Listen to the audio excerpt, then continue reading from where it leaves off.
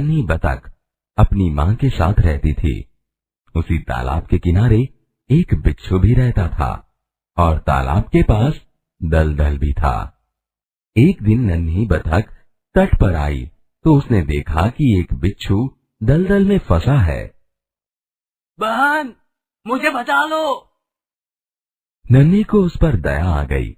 उसने बिच्छू को दलदल से उठाकर सूखे स्थान पर रख दिया।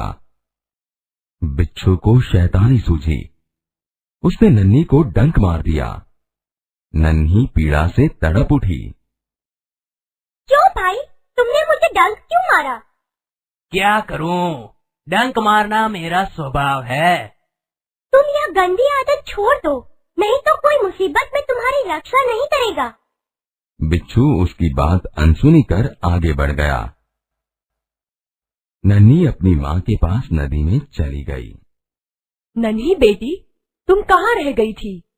माँ, एक बिच्छू दलदल में फंस गया था, उसे बचाने में देर हो गई। बेटी, यह तुमने बहुत अच्छा काम किया है। लेकिन बदले में उसने मुझे डंक मार दिया। बिच्छू अपनी गंदी आदत का गुलाम है।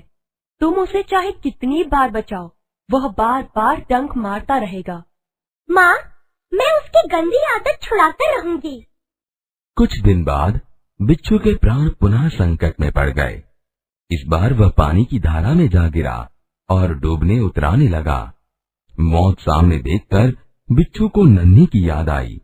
वह नन्ही को पुकारने लगा।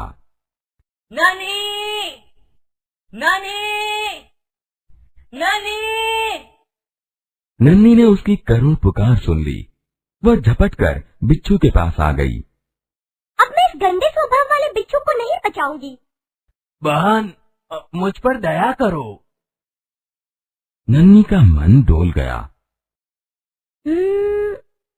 हो सकता है इसने अपनी गंदी आदत छोड़ दी हो। नन्ही ने बिच्छू को दोबारा जीवन दान दिया। बिच्छू ने अपने स्वभाव के अनुसार उसे डंक मारने के लिए आगे बढ़ा। नन्ही उसका इरादा समझ गई।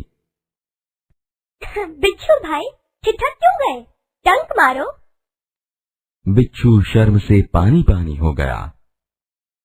बहन, एक बात बताओ, मैंने सदा तुम्हारे साथ विश्वासघात किया, फिर भी तुमने मेरे साथ भलाई ही की, ऐसा क्यों?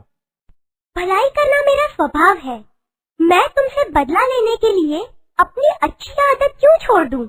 मेरा काम बचाना है। मैं मुसीबत में पड़े को बार बार बचाती रहूंगी। तुम्हारा काम डंक मारना है, तुम मारते रहो। देखती हूँ कौन जीतता है। नन्ही बहन, आज तुम जीत गई।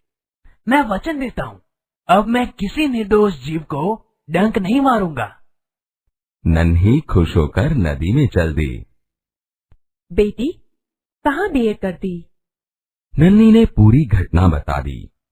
प्यारी समझदार नन्ही, भले लोग अपनी बार बार की भलाई से इसी तरह बुरे लोगों को भला बनने की राह दिखाते हैं। नन्ही प्रसन्न होकर थिरकने लगी। बोध, इस कहानी से हमें ये सीख मिलती है कि अच्छे लोग अपनी बार बार की भलाई से इसी तरह बुरे लोगों को भला बनाने की राह दिखाते रहते हैं।